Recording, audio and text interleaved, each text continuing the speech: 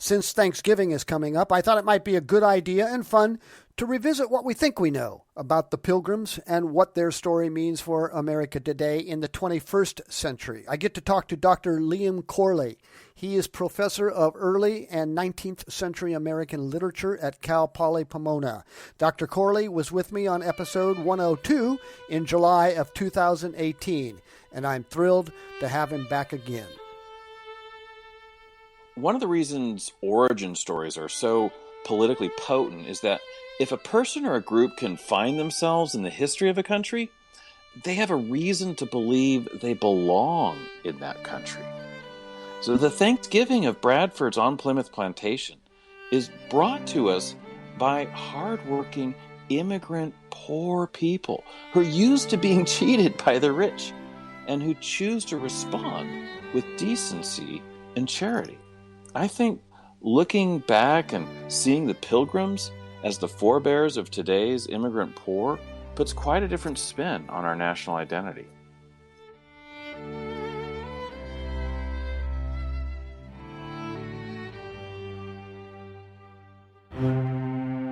You're listening to a small good thing. Good thing. Small good thing. With Steve Zell. Welcome back, Liam. Steve, it's a pleasure to talk to you again. So glad you could do this. Liam, I grew up and went to grade school in the mid-20th century.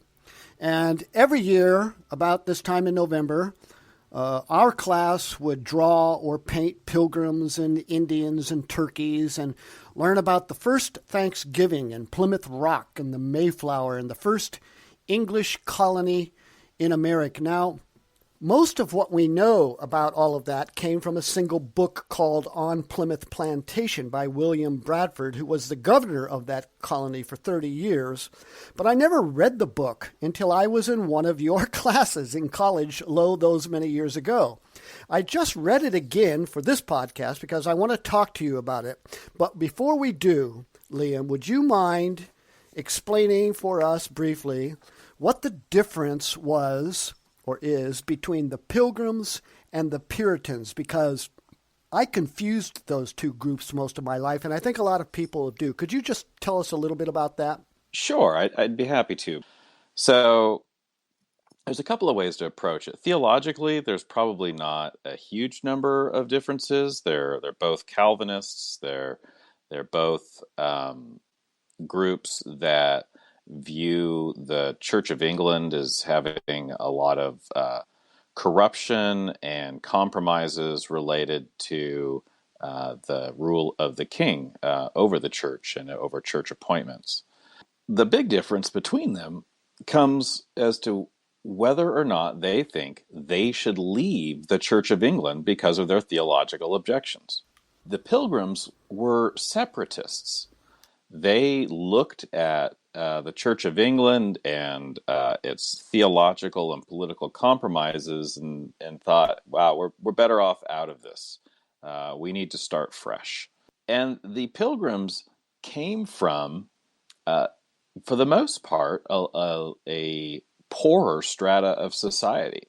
These were, at best, people in the artisan class, but many, many more came from really the poor members of their communities.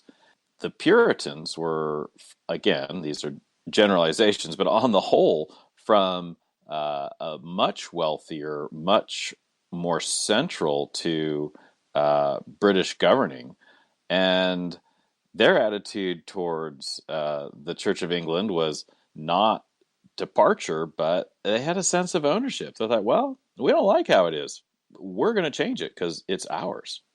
The Pilgrims are looking for a place to set up on their own. They really are separatists and had a strong sense of identity and independence. They didn't have the money to come start a colony. They basically mortgaged themselves and functioned as serfs, as indentured servants for the first dozen or so years of the colony's existence. I want to talk more about that in a little bit. But the next thing I want to tackle here is the story of what we've come to call the first Thanksgiving. Now, the story appears fairly early on in Bradford's book, but it is relatively brief. And it was nothing like what we typically see in the paintings and the artwork that came later depicting that first Thanksgiving. If I'm to believe these paintings, we kind of imagine a scene where there are long tables out on the grass under the trees. They have nice tablecloths on them, plenty of food and fixins on the table. We see women with aprons on, bustling about, carrying rolls and serving people. And then we see a few Indians also in the scene. Some paintings make the Indians a little bit more predominant. Some, they're in the background. But when we read what it was really like in the book, we would have to say those paintings are, what's a nice way, fictions, or at least very highly romanticized depictions of that first Thanksgiving. What was the first Thanksgiving really like, Liam? But more importantly, why do you think we have romanticized it and attached so much importance to this story? The first Thanksgiving is called that only through a retrospective lens, and it's like a practice that really came to national prominence after the Declaration of Independence and the establishment of the United States. It was looking for a grandpa, looking for a way to have sort of a deeper cultural resonance. And the Pilgrims, as the first of the English colonies, they did something really important, which was they didn't die. Right. You might consider that a low bar, but Right. It's kind of a precursor. There were other landings, but I think even like Jamestown had a negative birth rate for something like 80 years. But it was tough going that first winter for the Pilgrims. Oh, absolutely. And such a large number of the colonists died through starvation, and also because they really weren't well provisioned by the company that purchased their labor and paid for their passage to the colony. As a result, when they finally did have some success in the following year with crops, also catching fish, they became more skilled. They had a boat that they were able to use for some coastal fishing. They were getting 3 squares a day. And that was something they hadn't experienced for, about 18 months. So the first Thanksgiving happens in the second year, or at the end of the first year they've been there. Is that right? Yes, it is not. It's not anywhere near the beginning. There's some prayers of thankfulness that they give getting off the boat. But they quickly realized that just being on dry land was not actually an improvement in their quality of life. And also I was reading, and it's funny what you read when you get older and what goes into the memory. Very few women were left. Many of the women were died during that first horrible winter. So when you see many of these paintings with all these women moving around and serving the men and so on and so forth, that really wasn't so much true, was it? No, it wasn't.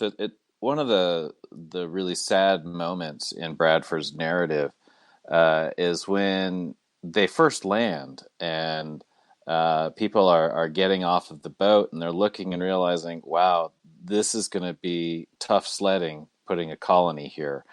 And he describes his wife as she's leaving the ship. He says that she fell into the water and was lost. It's an understated description, but it has raised questions, I think, for readers and scholars as to, what her emotional state was when she looked at this new place that was supposed to be home, and she didn't make it to the shore. Oh my gosh, I hadn't put those two things together. So you're sort of suggesting that scholars today are seeing her as perhaps just being overcome by the prospects. Right, and possibly even throwing herself into the water. So that wow. Yeah, but a lot of there were the intention was to bring complete families and a complete functioning church. But yes, many women died. I think there was probably 4 or 5 women still healthy and able to cook for that feast. Yeah, that's right. So a lot of the heavy lifting was done by servants and men and children. We've touched on it already a little bit. The story of Plymouth Colony is a story really of just constant struggle from the very beginning. Now, growing up, we heard a lot about the Indians, and I don't know if that's still the main feature today when people talk about this book, but we learned that sometimes they helped the colonists, and sometimes, mostly later, they began to cause trouble. But when I read the book this time, I sensed that they're really not the main source of conflict in the story of the Pilgrims. The main source of trouble, it seems to me, at least this time, has to do with, as you've already alluded to sometimes, has to do with money, particularly what seems like the continual dupliciousness and shenanigans, financial disputes, outright lies with their backers back in England. Would you agree with that assessment, that that's the driving conflict throughout? I think so. I think one thing that it's boring reading for some folk and gets often skipped over. But early on, when the leaders of the Pilgrims are negotiating their contract with the company, they're trying to determine how many days of the week they'll work for the company and how many days of the week they'll have for their own interests and their own labor. Right. I remember that now. Yeah. And initially the Pilgrims want 2 days of the week for themselves because as strict, a strict religious community, 1 day of the week is their day of rest. Sunday, they won't work in the fields. They'll, reserve it for religious contemplation. And then they would then need another day to work on their own because that's the only way the individuals in the colony will accumulate any wealth, any ability to, build a better future for them and their kids. 5 of those days of the week were paying off the debt of starting the colony to begin with. It's paying off the investment of the company in paying for the butter and cheese and the ship to send them. And that's why you were mentioning earlier that these folks were almost like indentured servants. Yeah, I mean, it was a contract, and they even described themselves as, hey, you could send some people who might get discouraged if after a few years of working they hadn't paid off their debt. But gosh, we've been in other countries working for a much longer period with no visible returns at all and haven't lost heart. So you can really count on us. They looked much like people who were otherworldly in even their sort of economic outlook. Hard workers who could persist even in sort of difficult or negative economic returns. Yeah, otherworldly is a key word. Lynn, you mentioned to me in an email that many of your students today, because you still teach this book, have consistently been impressed by how patient and forgiving the colony is towards these deceitful people who cruelly betray them. So my question to you is, Liam, are Are the Plymouth leaders naive in their dealings with the investors and handling business and economic matters? Or that other worldly business, were they trying to be Christian in their responses? Were they, if it's possible, were they too Christian, if I can say it that way? Or was it something else? Yeah, that's a hard question of judgment. I think Bradford does a great job of showing how, as you've said, how duplicitous different members of the company were. I mean, at one point, someone they were used to dealing with as the representative of the company broke with the company and started doing things on his own without telling the Pilgrims. Yeah, and they had problems. And here's what's interesting. One of the reasons Bradford says they're reluctant to make a big deal out of this is because he's married the daughter of one of their pastors. Yeah. And they even accept some of these scoundrels who they know have taken advantage of them into their community. Why are they doing that? What is it that's causing them to do that? Is it principle? Is it they're naive and hoping for the best? Because often they do seem to take the Christian approach. They're serious about it. They'll say, well, we ought to always conceive of people in the spotlight of charity and hope for the best. Is that what's going on? What's going on here? Well, the company would send them people on their particulars, meaning they weren't indentured or indebted. They had paid their own way. But they were in the same boat, so to speak, once they arrived in the colony. And that is, they would starve to death. They weren't prepared. Yeah. And so the forbearance and the kindness of the Pilgrims towards these people really was in recognition of their value as humans, apart from their moral qualities, which for many of these people were severely lacking. But they were treated compassionately.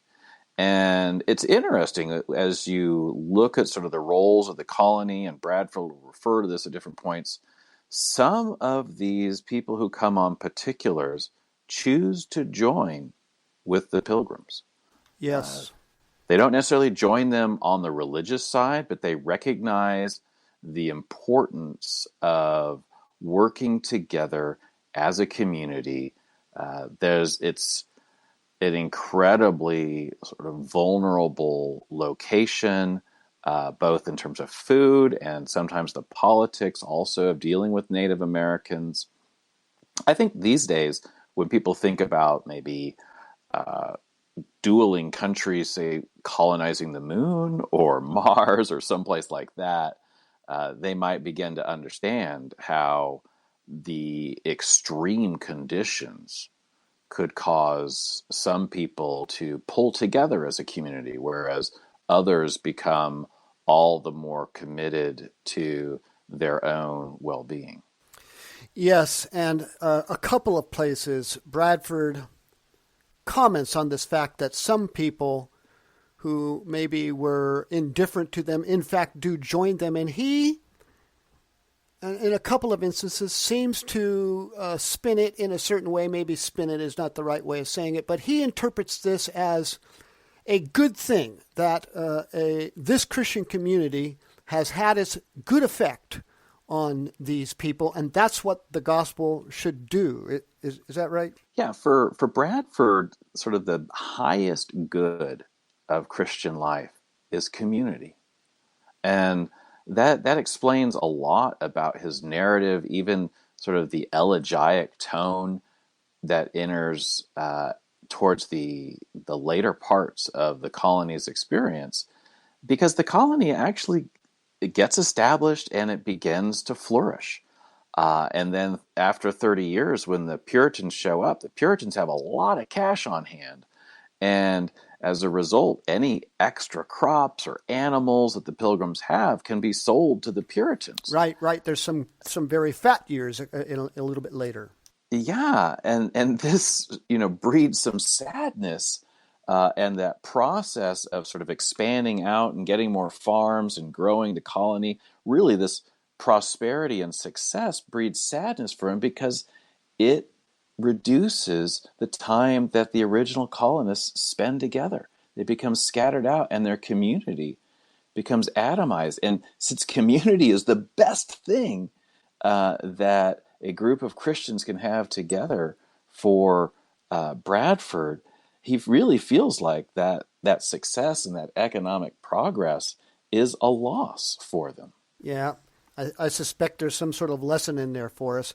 You know, I mentioned your students a little bit earlier, and obviously religion is an underlying and supporting timber in this structure of the whole story. It's not always on the surface, but it's certainly the supporting tone of the book. And I'm just wondering, you teach at a secular university. What do your students make of all the religious underpinnings of the story? Well, I think it actually connects to their treatment of people who are functionally their enemies. And I think that's often been the case for Christian communities, is that their uniqueness comes to the fore when you see how they respond differently to either hard times or hard people. So the students, when they see the religious elements of this community, not just in the way that they talk about God or their desires, but in their forgiving of people who've wronged them, in their decision to trust people they know are untrustworthy because treating them skeptically would lead them to not care for someone who's really walking into a death trap, which some of these greedy and unprepared people arriving on their particulars would do. The story, it ends on a sad and a down note, and this is something that no one ever told me. The Pilgrims and the colony, they fail in some sense. They're dispersed. Before we started recording, you said to me, the story of Plymouth Plantation is such a melancholy and unfulfilled part of American history. What did you mean by that, Liam? What is the unfulfilled part of our history, and how does that factor into the sad demise of that colony? Well, if you look at the structure of Plymouth Plantation, in the outset, the Pilgrims go to the Netherlands, right? They're in Leiden. That's their first place where they relocate to find religious freedom, to be the kind of unique community that they are. But it's a really hard place economically to be. They can only get the lowest level of jobs. Even their kids have to work from a really young age for the families just to get by. And after a few years, they realize, wow, our kids are getting discouraged. They're moving away from the family. They're giving up the Pilgrim community and beliefs in order to find some hope. And that's when they decide, wow, we need to get out of this place. We need to, and this is where they become that name of that pilgrim, we need to be moving on for a better place. And that's how they come to sell themselves as servants to a company that will create this new colony. And so the sadness of the piece is that which they tried to prevent by relocating. And there's not a lot of options, right? When you're forming the first English colony, right. The kids, you don't have to ask that question, where are the kids tonight? Because there's not a lot of other places for them to be. But after 10, 20, 30 years, sort of nature takes over. And if people aren't dying, that means the families are growing. If the families are growing, they need more farmland because they have more hands to till it. And everyone wants their children, to be able to sort of follow in their footsteps. Right. And that sadness means that what was happening to them in the Netherlands happens to them in North America, not from the hard life that they had, but they become sort of dispersed and absorbed into other colonies and lose their distinct community because of their success. And for Bradford, that is a failure. Yeah, the dangers of success. We're running out of time. One last question, Liam. I like talking to you because, well, you're sort of three things. I know you're far more than just three things, but for my purposes today, there are three aspects about you that I like and that stand out. You're an active American veteran, a professional scholar of American history, and you have firsthand knowledge of American religion. You're a practicing Christian, particularly Christianity, which is the religion of the Pilgrims. Now, in a few weeks, there are going to be many churches throughout the nations that will be talking about the first Pilgrims and Thanksgiving and America and God, and usually these things somehow or another get all bundled up together in some way. And I'm sure that you've heard many sermons or talks on those things. To your way of thinking, in those sermons and in those pronouncements in those churches, what do they get right? And what do you wish, as you're sitting in the pews or in the chairs, that they would also add regarding their understanding of the Pilgrims and Thanksgiving? Oh, that's a great question, because we are, as a country, incredibly successful and wealthy, and many churches will have people who are your regular Americans. They got jobs, they got a place to live, they got food on the table, and that's a real reason for Thanksgiving to be grateful. Right. But I think what my students really connect with in the story is the sense of economic precarity, the emotions of poverty and uncertainty about their prospects that dominate so much of the narrative, and which so many people, in the midst of the plenty of the United States, there are so many working poor, so many whose either from legal status or racial profiling or sort of histories and locations where they live aren't succeeding in America. And I think that's something from the Pilgrim story where we need to hear that they worked 5 days of the week for the community, and they understood themselves as in this together.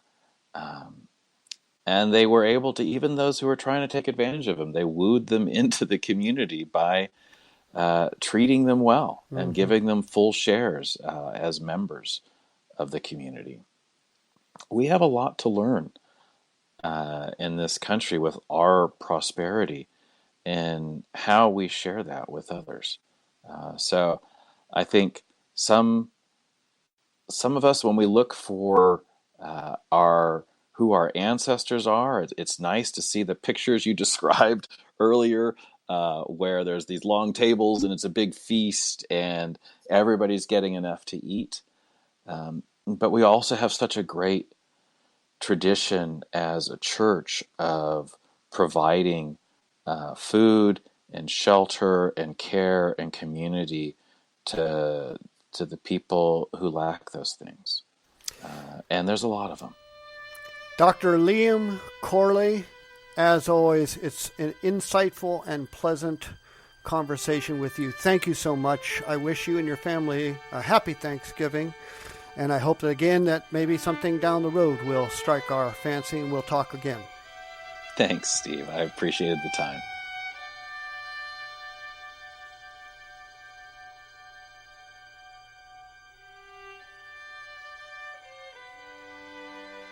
Well, I hope you heard some small good thing this time. The music you're listening to is by the incredible composer Mark Isham. You can see the show notes to links to him. And if you haven't already, I hope you might take a second to subscribe to the show.